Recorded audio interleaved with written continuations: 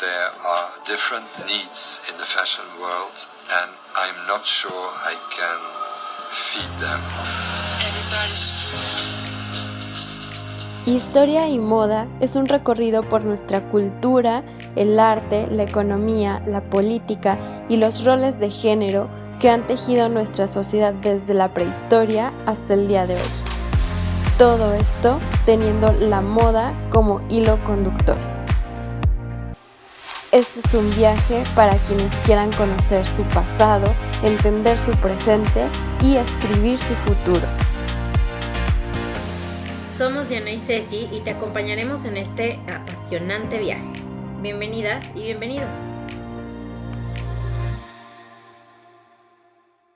Bonjour, ça va? Esperamos que estén muy bien el día de hoy.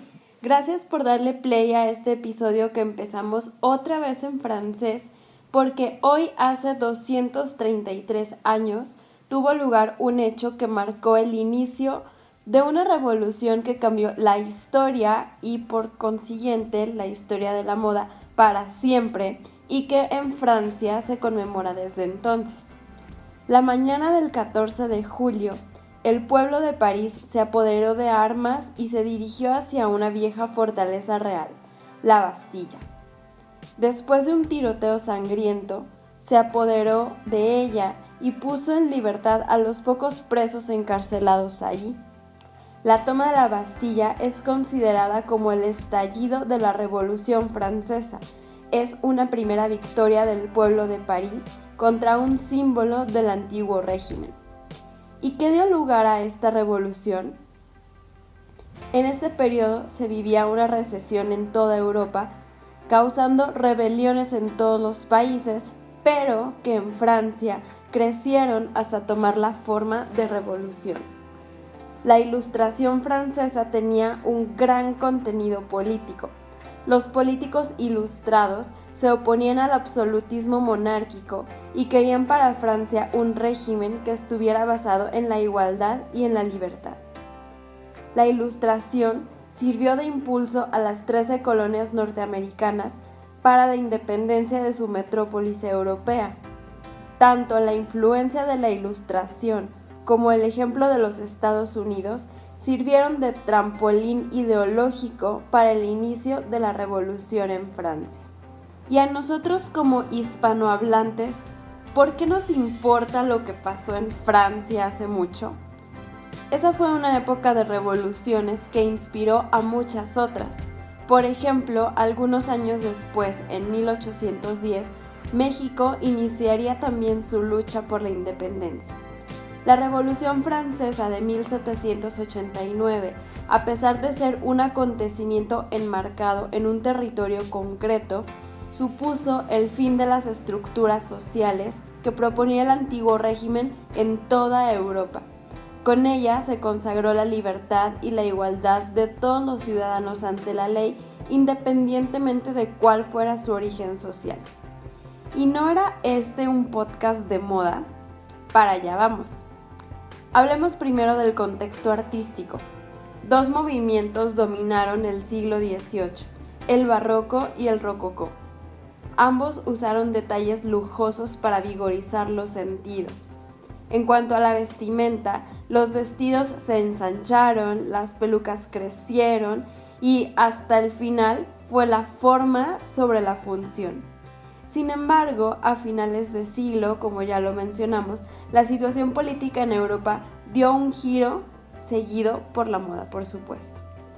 Para demostrar estos aires renovadores que representaban el fin de un sistema político obsoleto, tanto hombres como mujeres tuvieron que adaptarse a las nuevas exigencias del momento, cambiando para ello sus formas de vestir por ser este el signo más claro y visible de las formas de pensamiento. Así las cosas, la moda rococó, aristocrática y frívola, muy ancien régime, fue vista como un mal a combatir. De ahí que durante la revolución fueron prohibidos los corsés por dañinos a la salud, los encajes, las pelucas, las joyas, los tejidos más exquisitos como sedas, brocados, tafetanes o terciopelos. Estas prohibiciones estuvieron vigentes hasta la aparición del Imperio francés de Napoleón Bonaparte en 1804, ligado al surgimiento de la moda neoclásica imperio. El traje barroco, entonces, quedó desterrado para dar paso a los vestidos ligeros y vaporosos que representaban a una sociedad afín a los valores de liberté, égalité et fraternité, lo cual, by the way, es una ironía, ya que este vestido lo había puesto de moda María Antonieta, un personaje involuntariamente antagónico a los valores e ideales de la Revolución.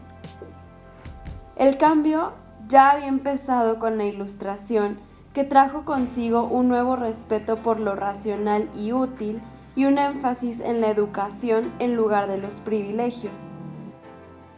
La moda masculina se inclinó hacia prendas más prácticas y hasta los aristócratas ingleses habían comenzado a usar ropa simplificada más a tono con su trabajo de gestión de sus grandes propiedades en el campo.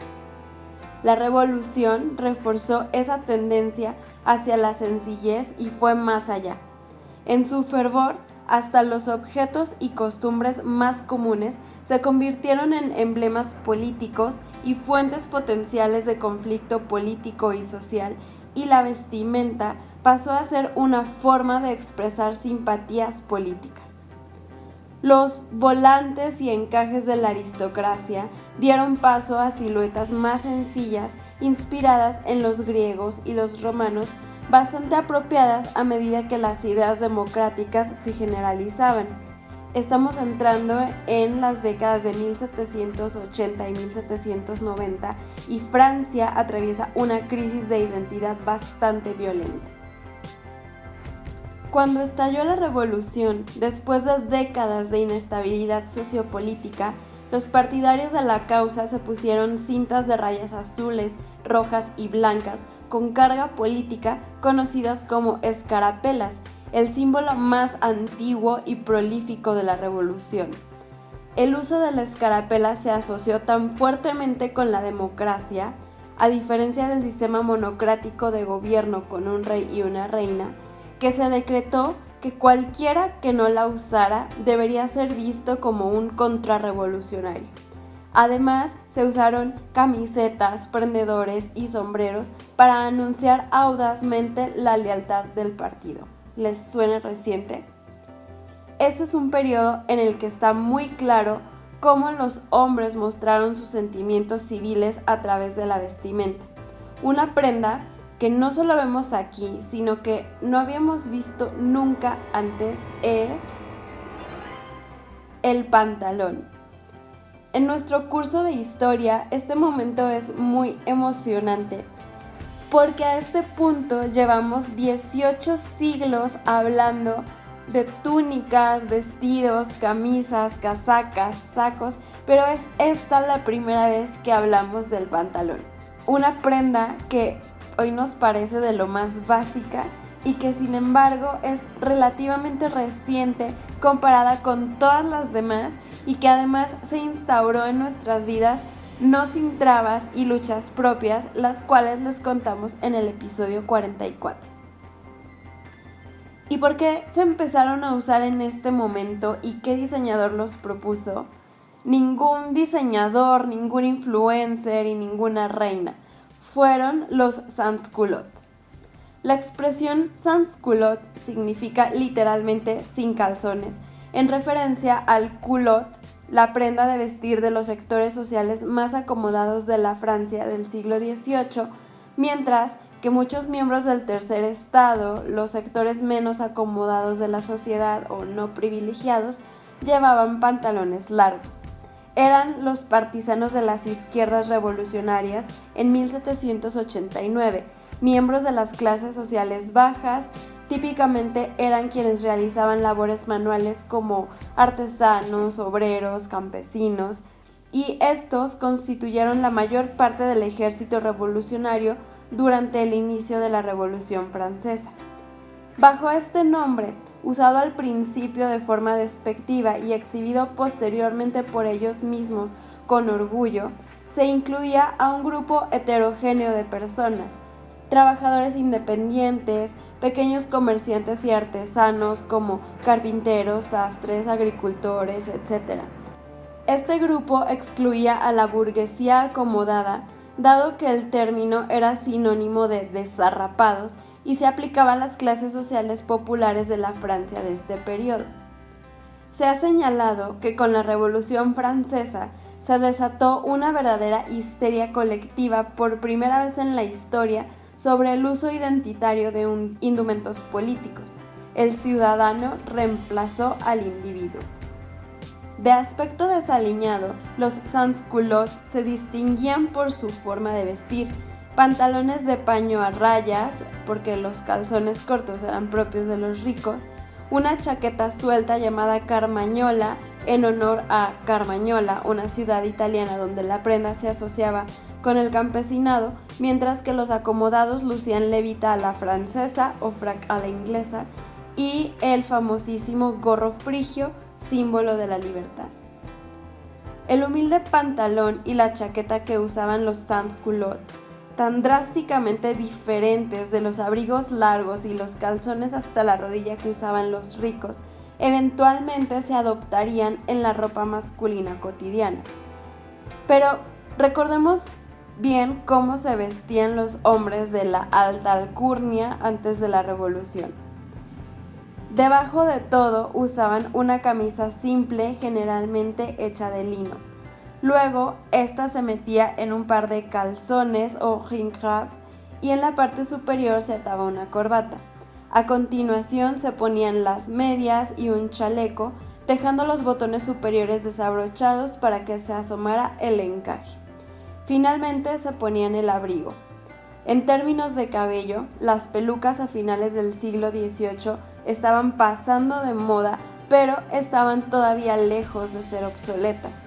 Estaban enrolladas a los lados y amarradas en la nuca con un moño de seda negro o con trenzas. El cabello natural también se podía peinar, rizar y empolvar para lograr este aspecto.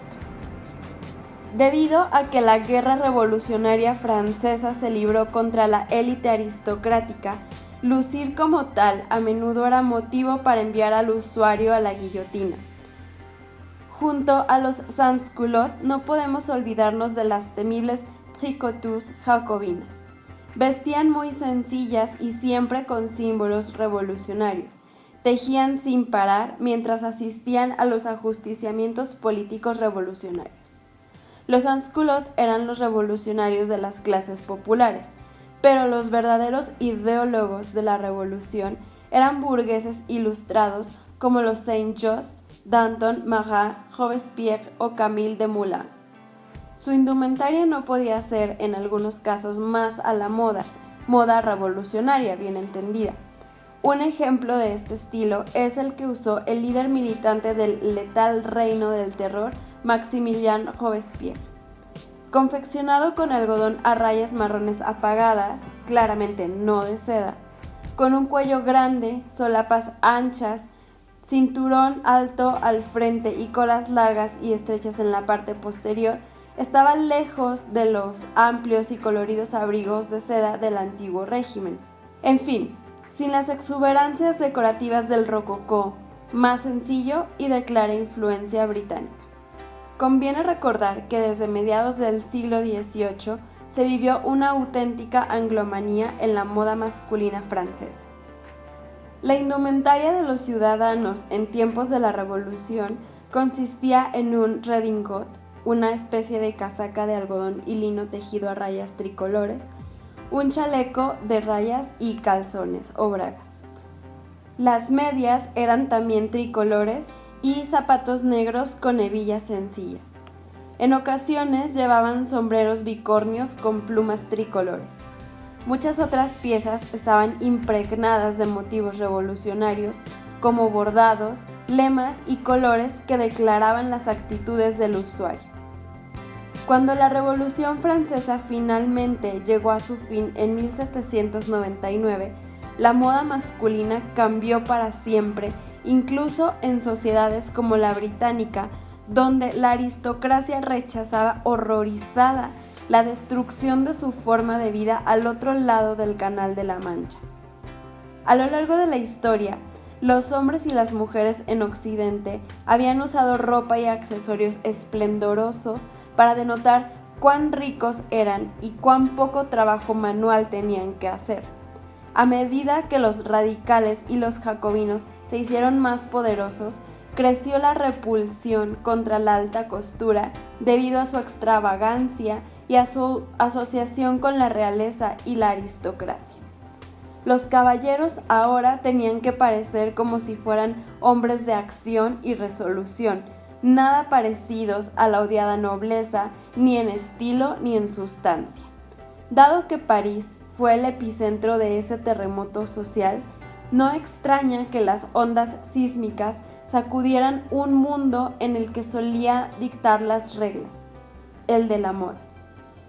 La lana y el algodón se prefirieron a las sedas, los colores sombríos se preferían a los azules, rosas y verdes antes populares, y el frac y los pantalones se convertirían en el nuevo uniforme para el hombre del siglo XIX. Los tiempos en que la moda masculina involucraba mucha seda, encaje, maquillaje y tacones altos había quedado atrás. Y esto no es más que el reflejo de todos los cambios que conllevó la Revolución. La Revolución Francesa se considera un punto de inflexión importante en la historia mundial debido a las ideas progresistas que se desarrollaron y se propagaron. El feudalismo y las viejas fisuras sociales fueron reemplazadas por un sistema que juzgaba a todas las personas por igual. Y aquí pongo muchos asteriscos porque en esto aplican términos y condiciones y hay letras chiquitas. En realidad tenías que ser hombre y blanco. Podríamos decir que la Revolución Francesa fue un segundo parteaguas en la historia de la moda, porque nuevamente, como sucedió en la Edad Media a raíz de la Peste Negra, la vestimenta de hombres y mujeres cambian su curso y empiezan a evolucionar hacia direcciones completamente distintas según el rol en la vida pública que la sociedad determina para cada género. Y esto nos lleva a un tema muy interesante y al episodio de la próxima semana. Muchas gracias por escucharnos. Saludos a nuestros amigos franceses que nos escuchan y que festejan o conmemoran hoy la toma de la Bastilla. Recuerden que pueden leer este episodio entrando a nuestra página de Patreon, en donde además encontrarán muchos enlaces, referencias y la bibliografía de este tema para que puedan aprender mucho más.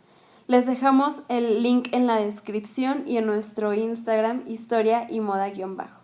Si quieren continuar con esta conversación sobre la reforma de la moda masculina y lo que implica en términos de roles de género y que pues no va a implicar únicamente a la moda masculina este tema, regresen la próxima semana para que platiquemos de esto, de más batallas, más historia y más moda. Au revoir.